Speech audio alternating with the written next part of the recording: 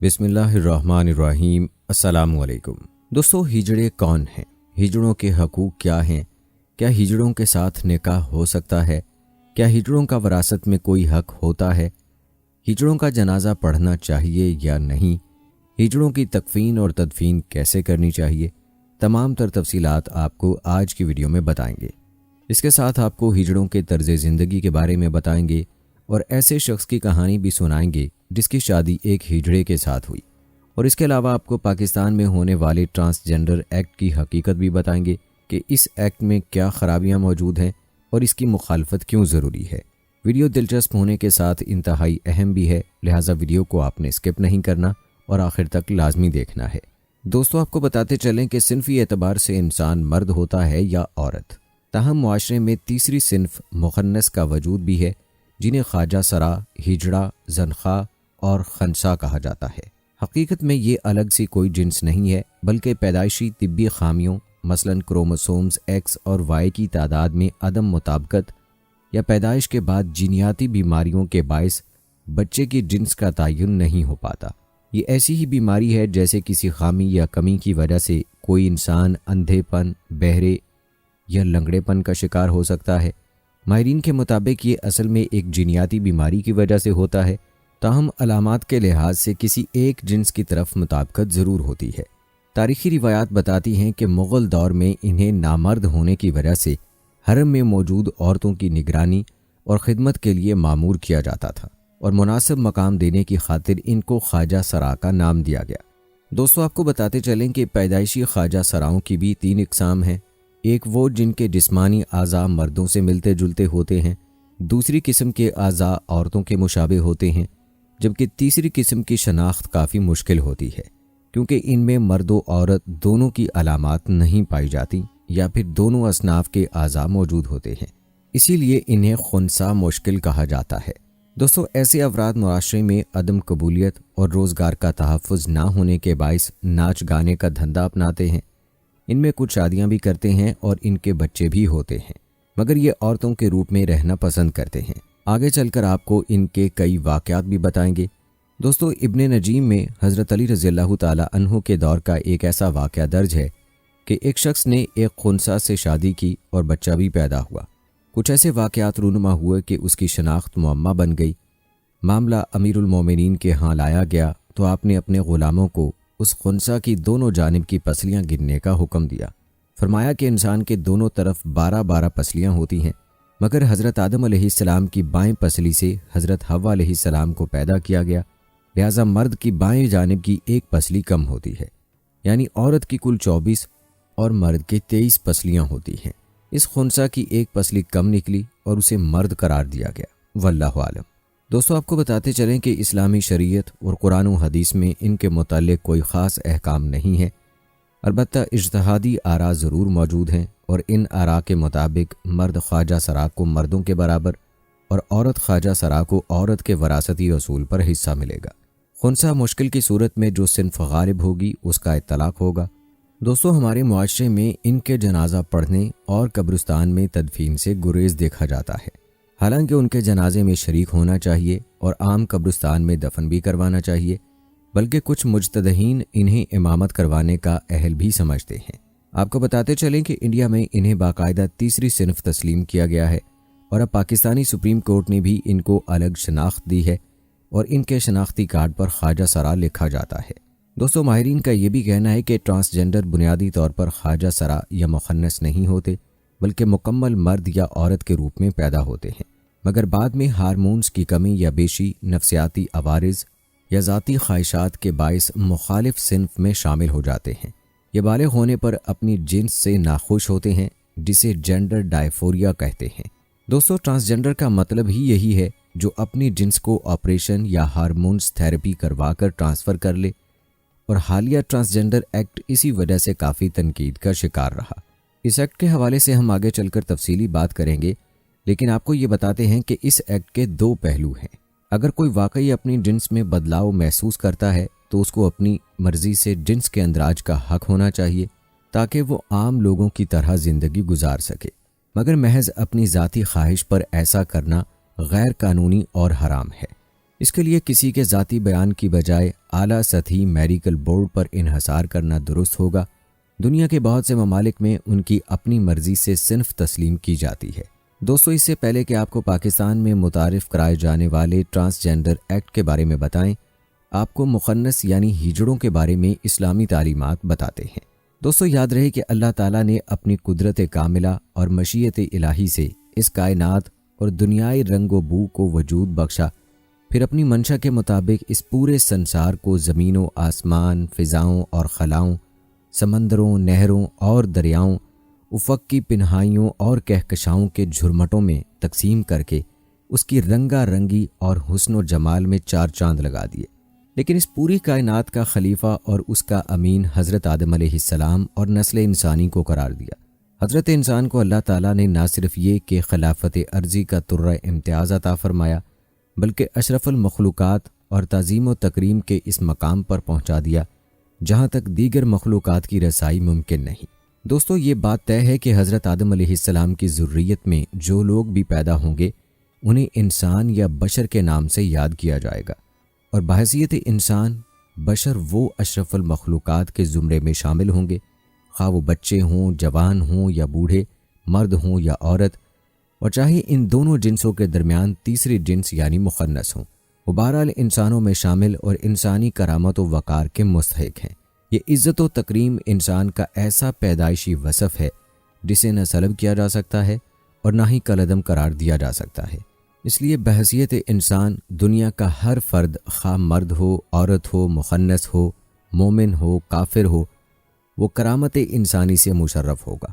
حدیث مبارکہ سے معلوم ہوتا ہے کہ رسول اللہ صلی اللہ علیہ وآلہ وسلم نے اسی کرامت انسانی کے پیش نظر ایک مرتبہ ایک یہودی کے جنازے کو دیکھ کر کھڑے ہو گئے تھے، جس سے صاف ظاہر ہے کہ بحیثیت انسان ہر فرد بشر معزز ہے۔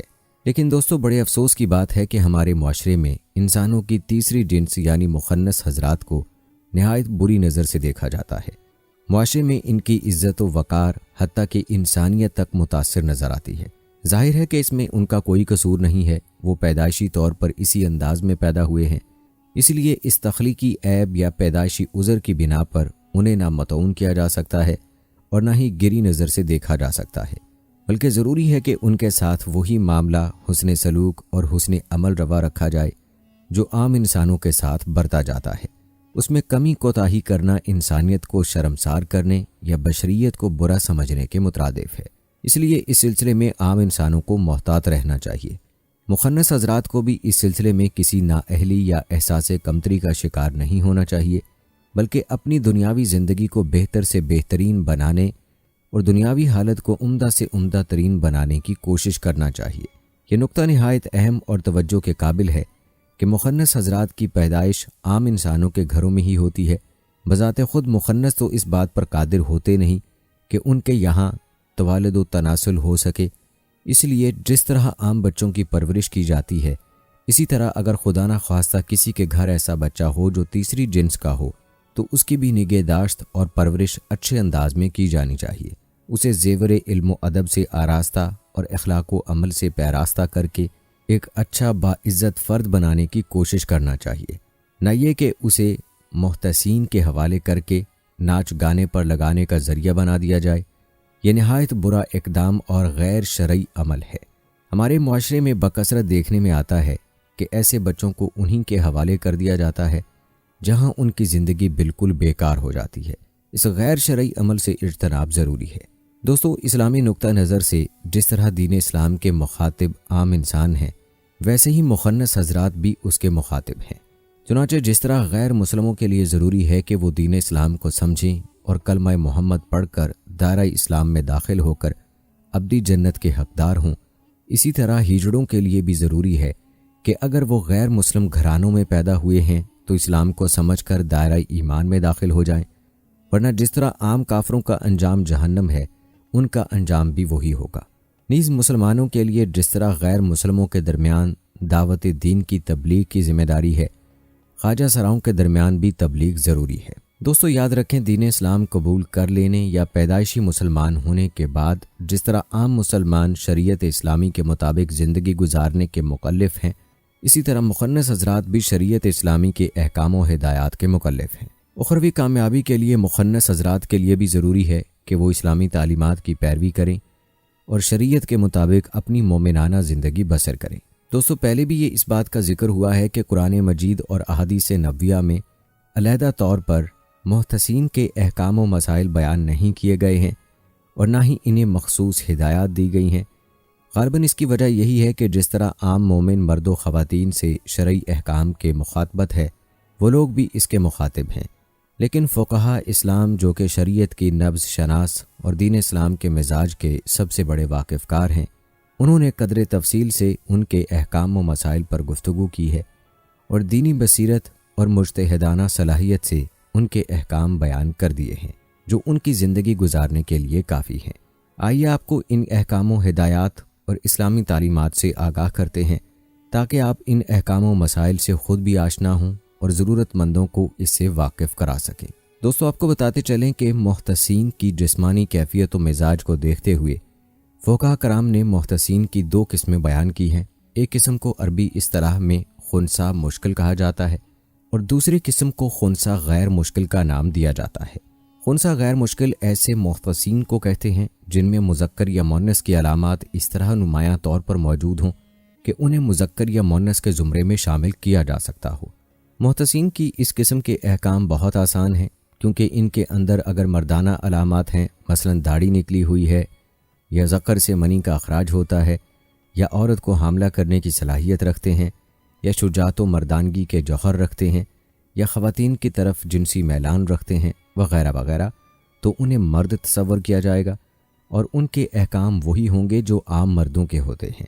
اور اگر خواتین کی علامات موجود ہوں، مثلا پستان نکلے ہوئے ہیں یا حیض آتا ہو یا کسی مرد سے وطی کرانے پر قادر ہوں یا مردوں کی طرف جنسی میلان رکھتے ہوں وغیرہ وغیرہ، تو انہیں خواتین کے زمرے میں شامل کیا جائے گا اور عمومی احکام وہی ہوں گے جو خواتین کے ہوتے ہیں۔ دوستو، محتسین کی دوسری قسم جسے فقہی اصطلاح میں خنثی مشکل کہا جاتا ہے، ایسے محتسین کو کہا جاتا ہے جن میں مرد و عورت دونوں کی علامات پائی جاتی ہوں، یعنی عورت اور مرد دونوں کی شرمگاہ موجود ہوں یا دونوں میں سے کوئی نہ ہو بلکہ پیشاب کے مقام پر صرف سوراخ ہو جس سے پیشاب کی ضرورت پوری ہو جاتی ہو۔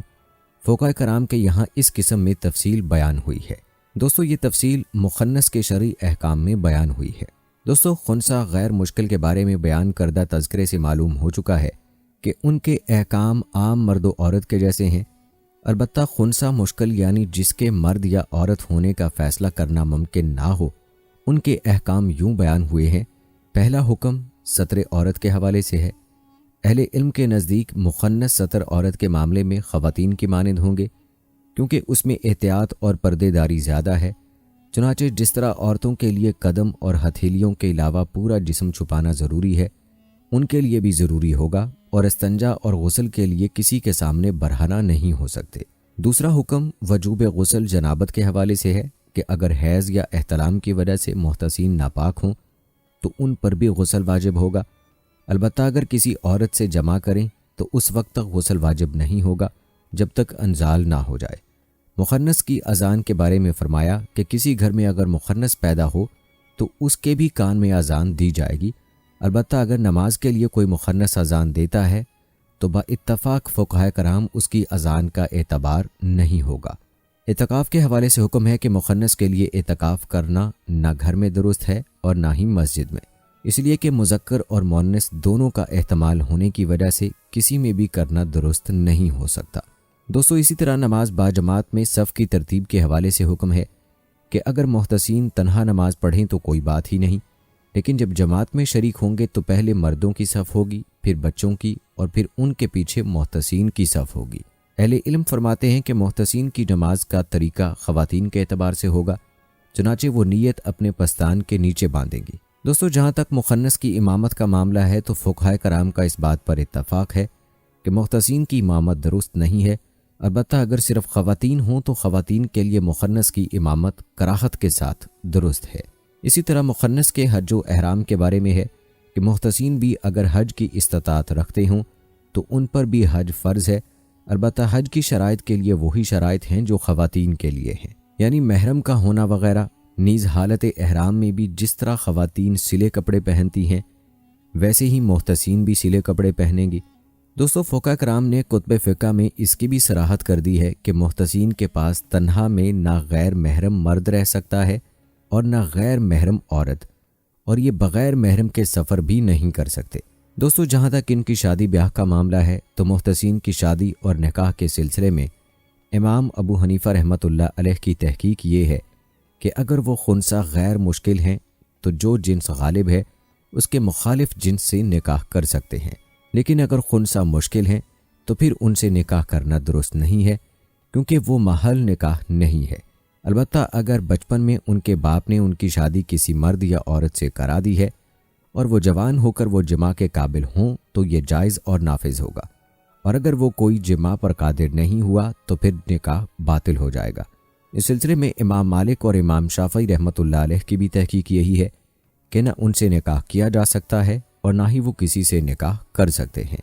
دوستو رضاعت کے حوالے سے امام ابو حنیفہ رحمۃ اللہ علیہ اور امام احمد بن حنبل رحمۃ اللہ علیہ کا اس سلسلے میں یہ نقطہ نظر ہے کہ اگر کسی مخنث کی چھاتی میں دودھ پیدا ہو گیا اور اس نے کسی بچے کو دودھ پلا دیا تو حرمت رضاعت ثابت نہیں ہوگی، کیونکہ اس کا مؤنث ہونا یقینی نہیں ہے اور شک کی بنا پر حرمت رضاعت ثابت نہیں ہوتی۔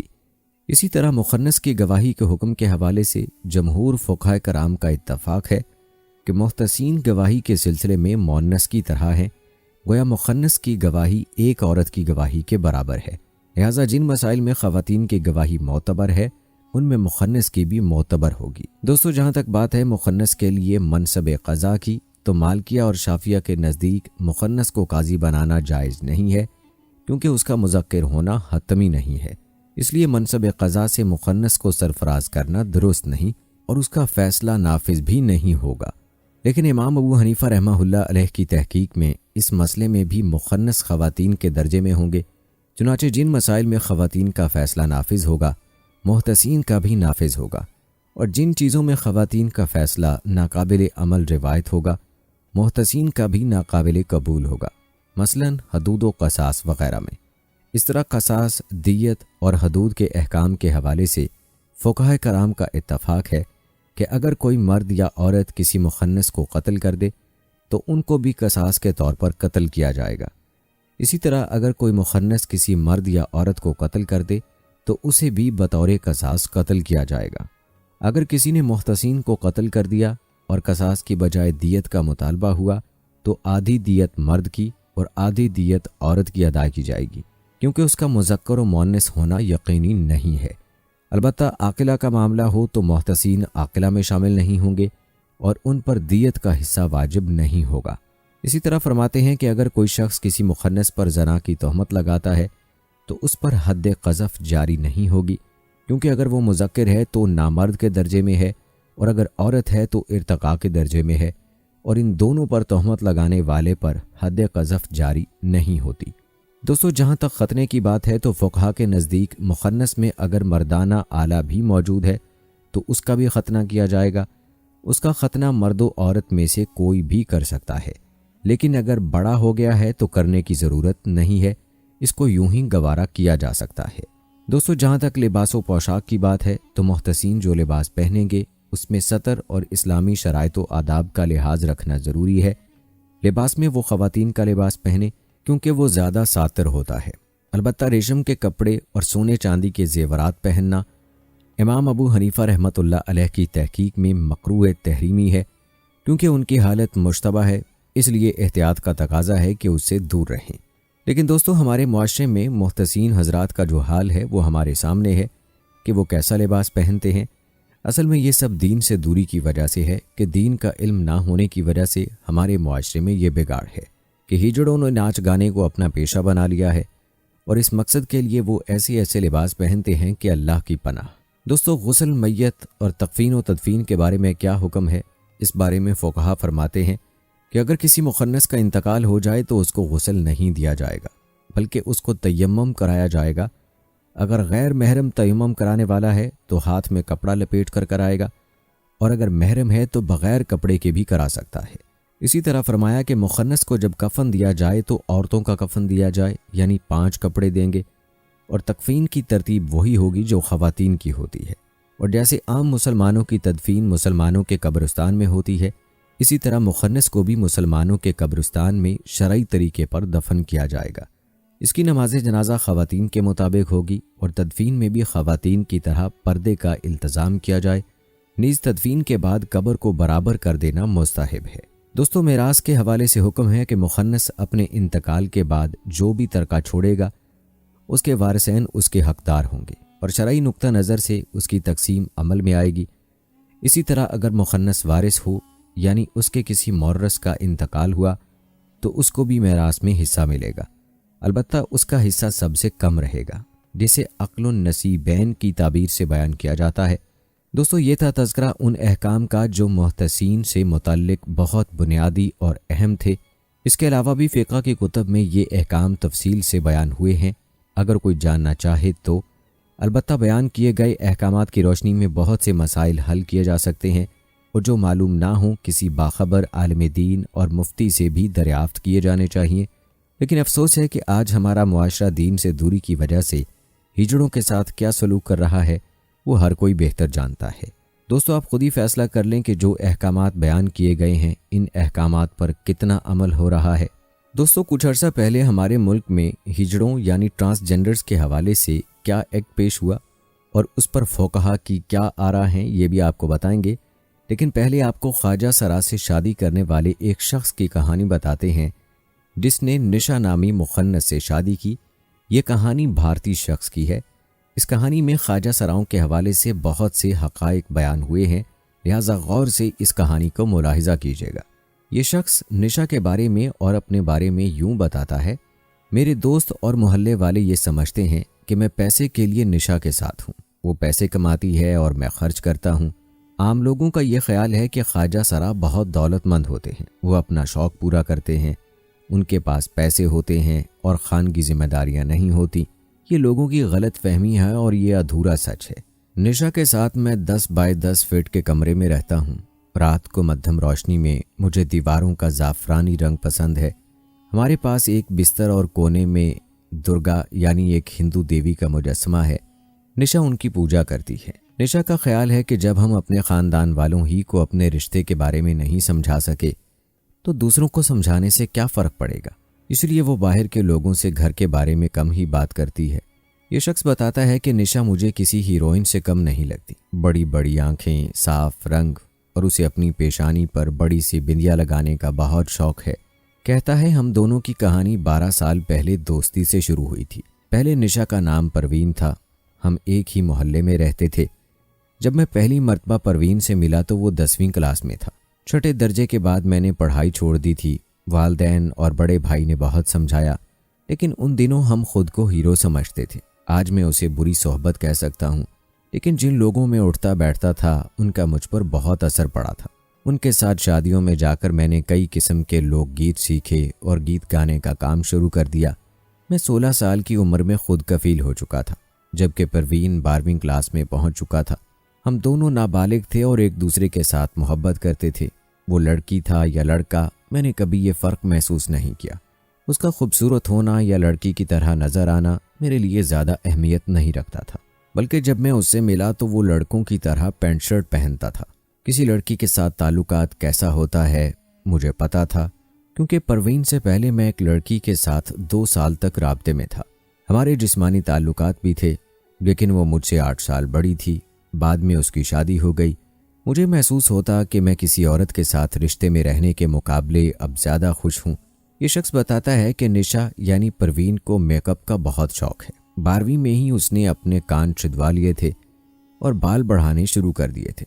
یہاں تک تو کوئی مسئلہ پیدا نہیں ہوا، لیکن جب پروین کے گھر والوں کو پتہ چلا کہ پروین لڑکا نہیں ہے اور وہ میرے ساتھ ہے تو انہوں نے اس کی باندھ کر پٹائی کی، اور کئی بار اس کے ساتھ ایسا ہوا۔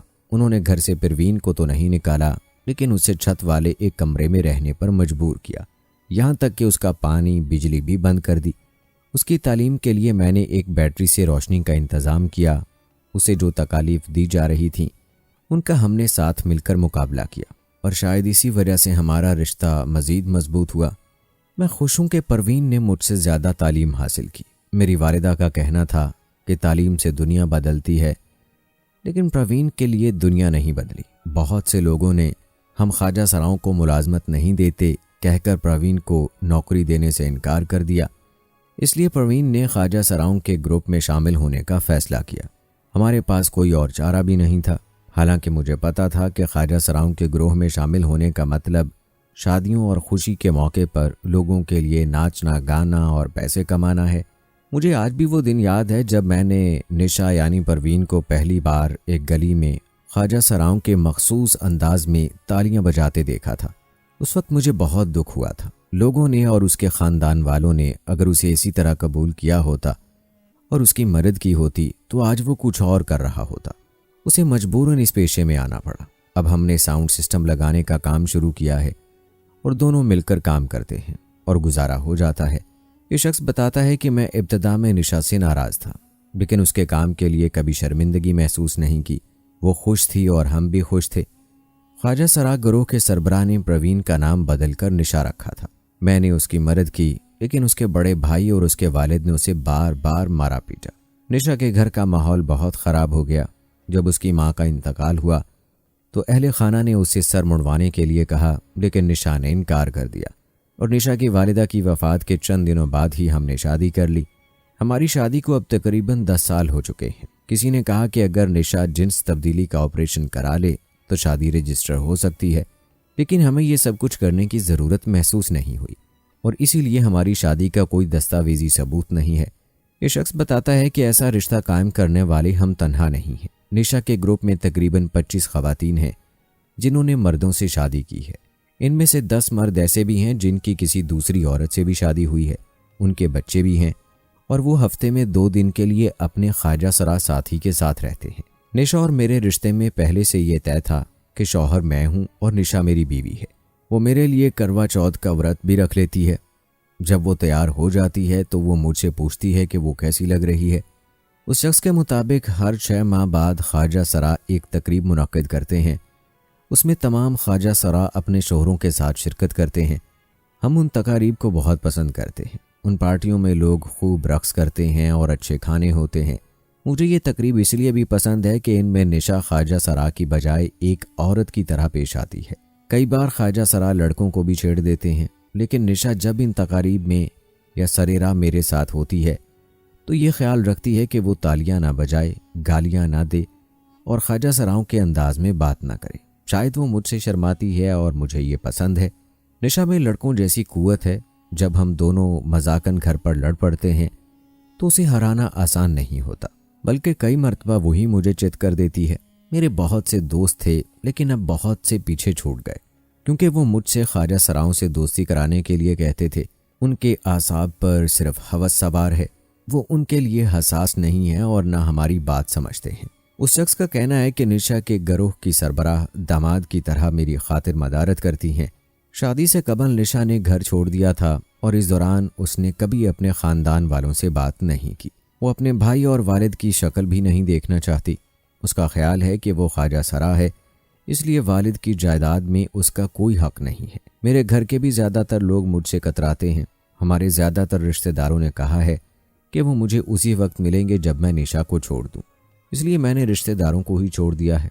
अलबत्ता गुज़श्ता 2 सालों में ख़ानदान के अराकीन ने यह दबाव डाला है कि मुझे किसी लड़की से शादी करना चाहिए। उनका ख्याल है कि इसी तरह मेरी सोच बदल जाएगी। शादी के लिए अब तक वो 3 लड़कियों का रिश्ता ला चुके हैं, लेकिन मेरी शर्त है कि मैं शादी के बाद भी निशा का साथ नहीं छोड़ूंगा।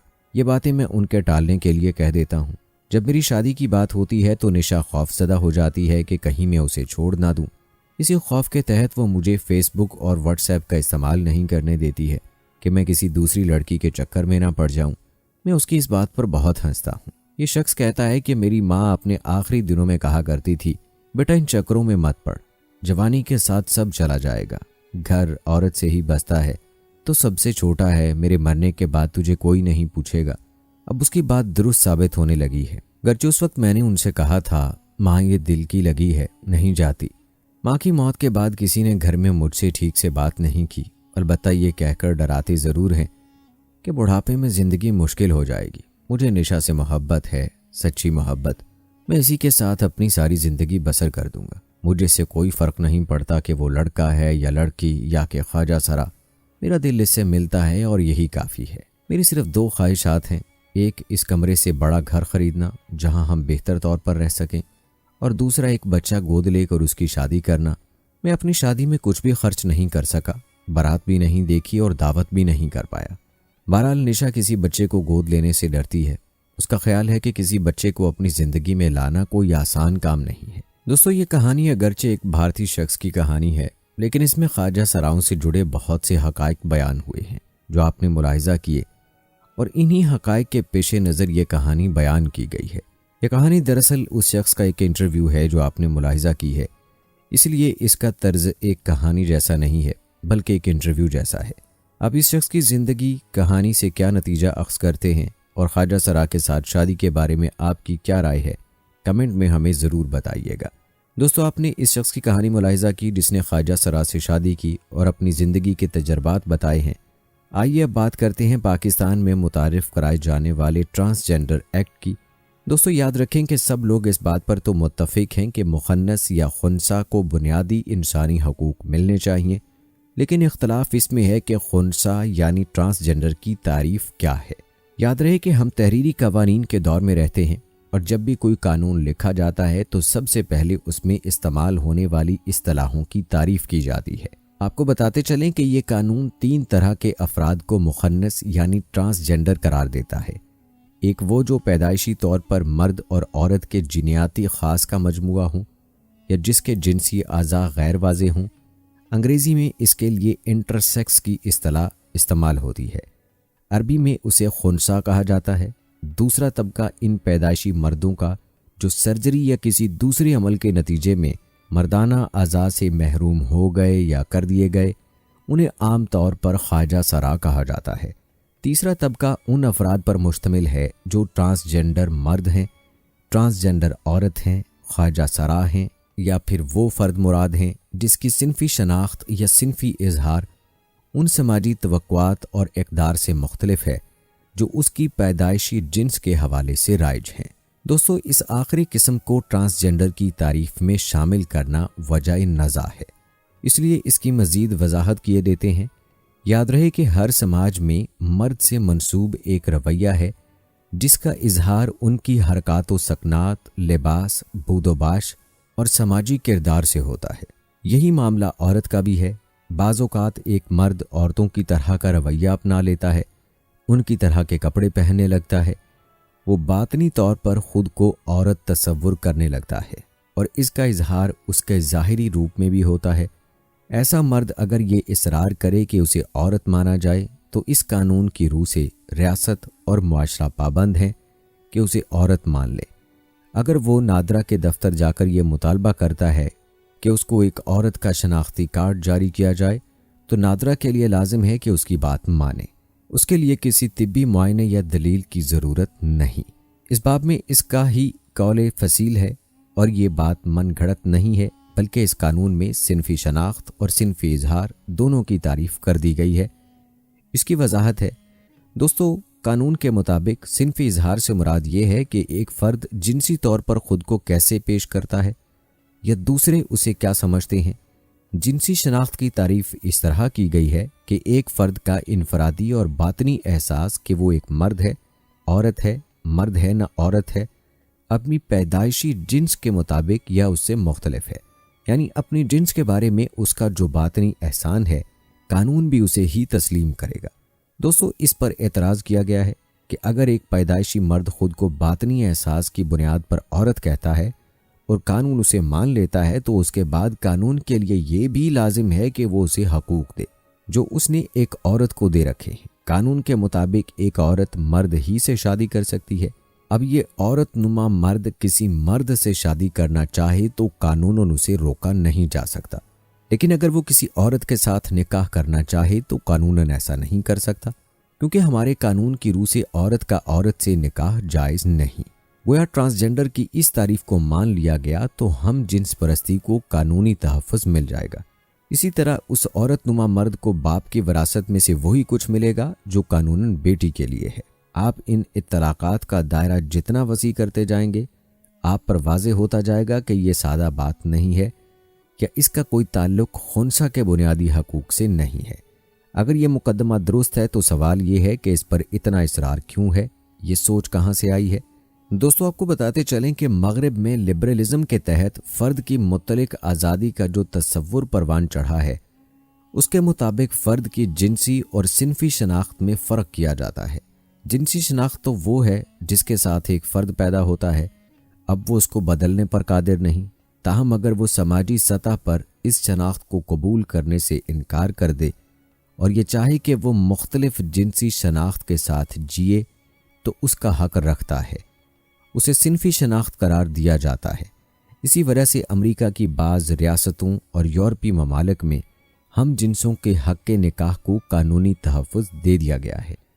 اسی طرح کوئی سرجری سے اپنی جنس بدلنا چاہتا ہے تو اس کا حق رکھتا ہے، جبکہ مذہبی روایت میں انسان کو یہ حق حاصل نہیں کہ اپنی پیدائشی جنسی شناخت کو تبدیل کرے۔ دوستو، یاد رکھیں کہ پاکستان میں بننے والے اس قانون پر اعتراض یہی ہے کہ ٹرانسجنڈر کی تعریف میں یہ وسعت دراصل ہمارا نظام اقدار کے لیے خطرہ ہے۔ اگر یہ قانون ان لوگوں کے بنیادی انسانی حقوق کے تحفظ تک محدود رہے جو پیدائشی طور پر مشتبہ جنسی شناخت رکھتے ہیں، تو اس پر مذہبی طبقات سمیت کسی کو کوئی اعتراض نہیں۔ ہمارے مذہب کی فقہی روایات میں مرد کا غالب رجحان رکھنے والے خنثی کو مرد کے تمام حقوق دیے گئے ہیں اور عورت کا غالب رجحان رکھنے والی کو عورت کے حقوق دیے گئے ہیں، جس کے بارے میں ہم آپ کو تفصیل سے بتا چکے ہیں۔ دوستو، بعض لوگوں کا خیال ہے کہ اس قانون میں ہم جنس پرستی کا کوئی ذکر نہیں۔ ان کی خدمت میں سوال ہے کہ ایک پیدائشی مرد کو اگر اس کے باطنی احساس کی بنیاد پر عورت مان لیا جائے تو کیا اس کا لازمی نتیجہ یہی ہوگا؟ یہ احساس عام طور پر ہوتا ہی ان مردوں میں ہے جو ہم جنسیت کا میلان رکھتے ہیں، اس لیے یہ خدشہ بے بنیاد نہیں ہے۔ پھر یہ کہ دنیا میں کسی کے باطنی احساس کو معتبر مان لیا جائے تو بہت سے جھوٹے نبیوں یا کتب و ابدال کو بھی ماننا پڑے گا، کیونکہ یہ سب دعوے اسی باطنی احساس کے تحت کیے جاتے ہیں۔ اس قانون کے حامیوں سے گزارش یہ بھی ہے کہ وہ خنثی کو اگر اس کے حقوق دینے میں سنجیدہ ہیں تو اس طبقے کو خنثی سے نکال دیں۔ وہ اگر اس طبقے کے لیے حقوق کا کوئی تصور رکھتے ہیں تو اس پر الگ سے بحث کی جا سکتی ہے۔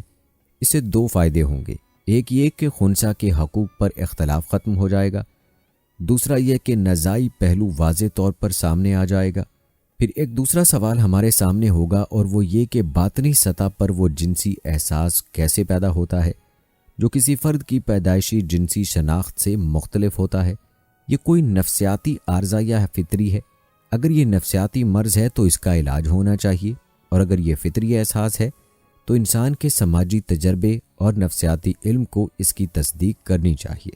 البتہ دوستو، یہ قانون جس طرح کی اصطلاحات پیش کر رہا ہے، یہ اصلاحات اپنے اندر پیچیدگیاں رکھتی ہے اور ان پیچیدگیوں میں مغربی قوانین کی بو آ رہی ہے، جس کی وجہ سے اعتراضات ہو رہے ہیں، جس کا مختصر تذکرہ ابھی آپ نے ملاحظہ کیا۔ اس قانون اور ایکٹ کے بارے میں مذہبی تعلیمات کیا ہیں اور اہل علم کی کیا رائے ہے، آئیے اس بارے میں آپ کو بتاتے ہیں۔ دوستو، یاد رکھیں، خدائی تخلیق میں تبدیلی عذاب الہی کا سبب ہے۔ ابلیس لعین نے اللہ تعالیٰ کی نافرمانی کرتے ہوئے جب حضرت آدم علیہ السلام کو سجدہ نہ کیا تو اللہ تعالیٰ نے اسے جنت سے نکال دیا۔ تو اس نے کہا تھا، سورہ نساء کی آیت نمبر 118 اور 119 میں اللہ تعالیٰ نے فرمایا، میں ضرور تیرے بندوں سے اپنا مقرر حصہ اطاعت کا لوں گا اور میں ان کو گمراہ کروں گا اور میں ان کو ہوشیں دلاؤں گا اور میں ان کو تعلیم دوں گا جس میں وہ چوپایوں کے کانوں کو تراشا کریں گے، اور میں ان کو تعلیم دوں گا جس سے وہ اللہ تعالیٰ کی بنائی ہوئی صورت کو بگاڑا کریں گے، اور جو شخص خدا تعالیٰ کو چھوڑ کر شیطان کو اپنا رفیق بناوے گا وہ صریح نقصان میں واقع ہوگا۔ اسی طرح سورہ روم میں اللہ تعالیٰ کا ارشاد ہے، آیت نمبر 30 میں اللہ تعالیٰ نے فرمایا، اللہ کی دی ہوئی قابلیت کا اتباع کرو جس پر اللہ تعالیٰ نے لوگوں کو پیدا کیا ہے۔ اللہ تعالیٰ کی اس پیدا کی ہوئی چیز کو جس پر اس نے تمام آدمیوں کو پیدا کیا ہے بدلنا نہ چاہیے۔ اسی طرح قوم لوط کے بارے میں اللہ تعالیٰ نے ارشاد فرمایا، سورہ الاعراف میں اللہ تعالیٰ کا فرمان ہے، اور ہم نے لوط علیہ السلام کو بھیجا جبکہ انہوں نے اپنی قوم سے فرمایا کہ تم ایسا فحش کام کرتے ہو جس کو تم سے پہلے کسی نے دنیا جہاں والوں میں سے نہیں کیا، یعنی تم مردوں کے ساتھ شہوت رانی کرتے ہو عورتوں کو چھوڑ کر، بلکہ تم حد انسانیت سے ہی گزر گئے ہو، اور ہم نے ان پر ایک نئی طرح کا می برسایا کہ وہ پتھروں کا تھا، سو دیکھ تو صحیح ان مجرموں کا انجام کیسا ہوا۔ دوستو، ان قرآنی آیات کے علاوہ احادیث نبویہ میں بھی قوم لوط کے غیر فطری عمل اور ان کے عبرتناک انجام کا تذکرہ موجود ہے کہ جنہوں نے فطرت سے انحراف کیا اور اللہ کے عذاب کا شکار ہوئے۔ دوستو، حضور صلی اللہ علیہ وآلہ وسلم کا ارشاد ہے، ہر بچہ فطرت پر پیدا ہوتا ہے۔ اسی طرح ارشاد ہے کہ مجھے اپنی امت کی بربادی کا جس چیز سے زیادہ خوف ہے وہ قوم لوط کا عمل ہے۔ دوستو، ایک اور روایت میں نبی کریم صلی اللہ علیہ وآلہ وسلم نے ان مردوں پر لعنت فرمائی ہے جو عورتوں کی وضع اختیار کرتے ہیں، اور ان عورتوں پر لعنت فرمائی ہے جو مردوں کی وضع اختیار کرتی ہیں۔ اسی طرح ایک اور روایت میں ابن عباس رضی اللہ تعالی عنہ فرماتے ہیں، نبی کریم صلی اللہ علیہ وآلہ وسلم نے ان مردوں پر لعنت فرمائی ہے جو عورتوں کی وضع اختیار کرتے ہیں، اور ان عورتوں پر لعنت فرمائی ہے جو مردوں کی وضع اختیار کرتی ہیں، اور فرمایا انہیں اپنے گھروں سے نکال دو۔ اسی طرح بخاری شریف کی ایک روایت میں ام المومنین حضرت ام سلمہ رضی اللہ تعالی عنہا بیان فرماتی ہیں کہ نبی کریم صلی اللہ علیہ وآلہ وسلم ان کے یہاں تشریف رکھتے تھے۔ گھر میں ایک مغیث نامی مخنث بھی تھا۔ اس مخنث یعنی ہجڑے نے ام سلمہ رضی اللہ تعالی عنہا کے بھائی عبداللہ بن ابی امیہ رضی اللہ تعالی عنہ سے کہا کہ اگر کل اللہ نے تمہیں طائف پر فتح عنایت فرمائی تو میں تمہیں غیلان کی بیٹی دکھلاؤں گا، کیونکہ وہ سامنے آتی ہے تو موٹاپے کی وجہ سے اس کی 4 شکنیں پڑ جاتی ہیں، اور جب پیچھے پھرتی ہے تو 8 ہو جاتی ہیں۔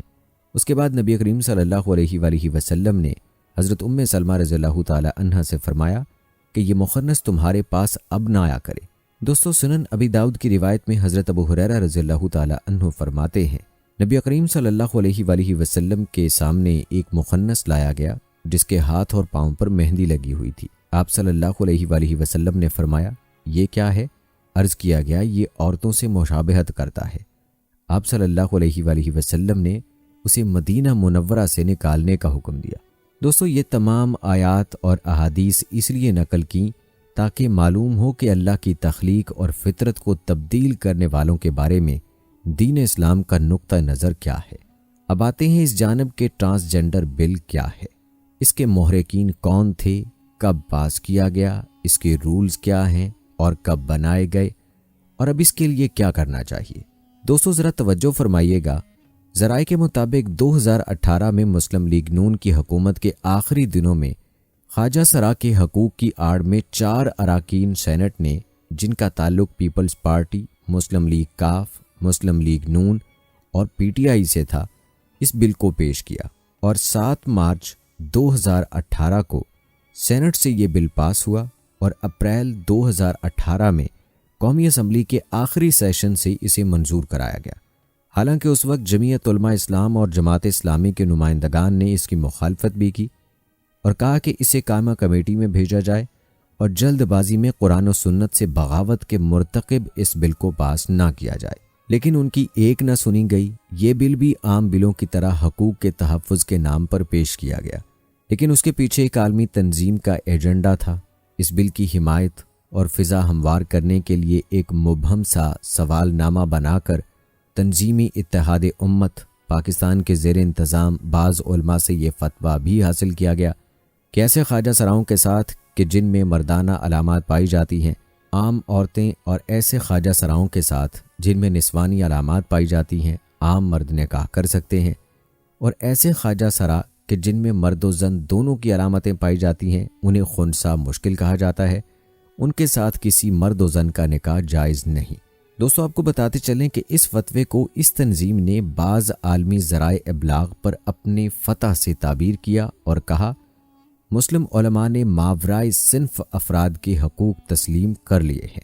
لندن کے معروف اخبار نے لکھا، پاکستان میں ماورائے صنف افراد کا اب تک آپس میں شادی کرنا ممکن نہیں تھا، کیونکہ وہاں عملے قوم لوط علیہ السلام کے مرتکب افراد کو باہم شادی پر عمر قید کی سزا دی جاتی ہے۔ دوستو، آپ کو بتاتے چلیں کہ ٹرانسجنڈر کا مطلب ہے وہ افراد جو پیدائشی طور پر جنسی اعضاء یا علامات کے اعتبار سے مرد یا عورت کی مکمل صفات رکھتے ہیں، مگر بعد میں کسی مرحلے پر مرد اپنے آپ کو عورت اور عورت اپنے آپ کو مرد بنانے کی خواہش رکھتے ہیں۔ بہرحال جب اس قانون کے مندرجات، رولز اور قواعد و ضوابط بنائے گئے تو اس قانون کی روح سے جنس کے تعین کا اختیار فرد کی ذاتی ثوابدید اور رجحان کو قرار دیا گیا اور کہا گیا کہ جنس میں تبدیلی کی بنیاد کوئی میڈیکل رپورٹ نہیں ہوگی، یعنی ایک مرد اپنی رائے سے کسی بھی وقت خود کو عورت یا عورت خود کو مرد قرار دے سکتی ہے اور تمام اداروں محکموں کو اس کے ذاتی فیصلے کو ماننا لازم ہوگا۔ دوستو ذرا سوچئے کہ جب فرد حقیقی جنسی اعضاء کے برعکس اپنی پسند سے غیر حقیقی جنس کے تعین کرنے کا قانونی بیان دے دے گا تو تمام قانونی دستاویزات بشمول نادرا، پاسپورٹ اور لائسنس وغیرہ میں اس کی پسند کردہ جنس کے مطابق تبدیلی لائی جائے گی۔ اور آپ کو بتاتے چلیں کہ یہ محض خدشات نہیں بلکہ سینٹ کو بتائے گئے جواب کے مطابق 2018 کے بعد سے نادرا کو جنسی تبدیلی کی تقریباً 29,000 درخواستیں موصول ہوئی ہیں۔ ان میں سے 14,530 مردوں نے اپنی جنس عورت میں تبدیل کروائی، جبکہ 15,000 سے زائد عورتوں نے اپنی جنس مرد میں تبدیل کروائی۔ خواجہ سراؤں کی مجموعی طور پر صرف 30 درخواستیں موصول ہوئیں، جن میں سے 21 نے مرد کے طور پر اور 9 نے عورت کے طور پر اندراج کی درخواست کی۔ دوستو آپ کو بتاتے چلیں کہ قانونی دستاویزات میں حقیقی جنس کے برعکس اپنی پسند کے مطابق اختیار کردہ غیر حقیقی جنس کے اندراج کے بعد اس کے مطابق اس فرد کا وراثت میں حصہ قرار پائے گا، یعنی وراثت میں حصہ بڑھوانے کے لیے کوئی بھی عورت بعد ازاں مرد کی حیثیت سے رجسٹرڈ ہو کر اپنا وراثتی حصہ بڑھوا سکتی ہے۔ یہ چیز ایک طرف قرآن و سنت کے قانون وراثت کی شدید خلاف ورزی ہوگی تو دوسری جانب خاندان میں لڑائیوں کی صورت میں خاندانی نظام کی تباہی کا باعث بنے گی۔ یہی نہیں بلکہ اللہ تعالیٰ کے عذاب کو دعوت دینے والے عمل اور ہم جنس پرستی کے انتہائی قبیح فعل کو فروغ دینے کا ذریعہ ہوگا۔ نیز یہ بل مذکورہ قبیح فعل کو قانونی تحفظ فراہم کرنے کا باعث بھی بنے گا۔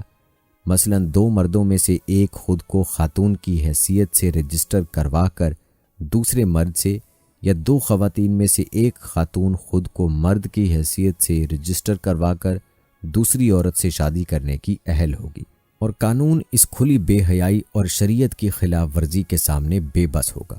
اس کے علاوہ مذہبی مقامات، مساجد، جیلوں اور تعلیمی اداروں وغیرہ میں جنس کی بنیاد پر مخصوص مراعات و سہولیات استعمال کرنے، واش روم سمیت مخصوص مقامات پر آنے جانے اور ہاسٹلز میں رہنے وغیرہ کا حق حاصل ہوگا۔ اب سرکاری کاغذات میں جنس کی زبانی تبدیلی کے بعد کوئی بھی مرد خاتون بن کر یا خاتون مرد بن کر ان سہولیات کے حقدار ہوں گے، جو کہ صرف مخصوص جنس کا ہی حق ہے۔ اس بل سے معاشرتی تلخیاں، جنسی زیادتی اور کئی مسائل پیدا ہوں گے۔ دوستو یاد رہے کہ تمام مکاتب فکر کے علماء کرام نے اس بل کے خلاف رائے دی ہے۔ اسلامی نظریاتی کونسل نے بھی اس بل کو قرآن و سنت کی تعلیمات کے منافی قرار دیا ہے۔ دوستو اس بل کے بڑے پیمانے پر مذمت ہوئی ہے، اور اس کے علاوہ اس بل کے خلاف اسلامی جماعتوں نے ترمیمی بل بھی جمع کروائے ہیں تاکہ اس بل کی اصلاح ہو سکے، لیکن یہ ترامیم پاس ہوں گی یا نہیں اس بارے میں کوئی حتمی بات نہیں کہی جا سکتی۔ دوستو ایک اسلامی ملک کی اسمبلی سے ایسا بل پاس ہونا انتہائی افسوسناک ہے کہ جس میں قرآن و احادیث کے احکامات کو مد نظر نہیں رکھا گیا، بلکہ یہ بل اسلامی تعلیمات کے بالکل برعکس ہے۔ یاد رہے کہ ایسے اقدامات کے پیچھے مغربی ایجنڈے کام کر رہے ہیں جو غیر محسوس طریقے سے ہمارے حکمرانوں کو استعمال کر رہے ہیں، اور ہمارے حکمران لا علمی اور پیسے کی لالچ کی وجہ سے ایسے کام کر گزرتے ہیں۔ اللہ تعالیٰ سے دعا ہے کہ اللہ تعالیٰ ہماری ہر طرح کے فتنوں سے حفاظت فرمائے اور ہمیں ایسے حکمران عطا فرمائے جو ہمارے ملک میں قرآن و احادیث اور اسلامی طرز پر حکومت قائم کریں۔ آمین یا رب العالمین۔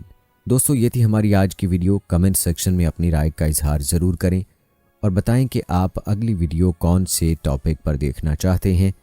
آپ کی قیمتی رائے ہمارے لیے بہت اہمیت رکھتی ہے۔ جانے سے پہلے ویڈیو کو شیئر لازمی کیجیے گا۔ اگر آپ نے ابھی تک ہمارا چینل سبسکرائب نہیں کیا ہے تو ابھی سبسکرائب کر لیں، ساتھ میں بیل نوٹیفیکیشن کو ضرور آن کر لیجیے گا تاکہ لیٹسٹ اپلوڈ ہونے والی ویڈیوز کا نوٹیفیکیشن آپ تک بر وقت پہنچتا رہے۔ مجھے اگلی ویڈیو تک اجازت دیں۔ فی امان اللہ۔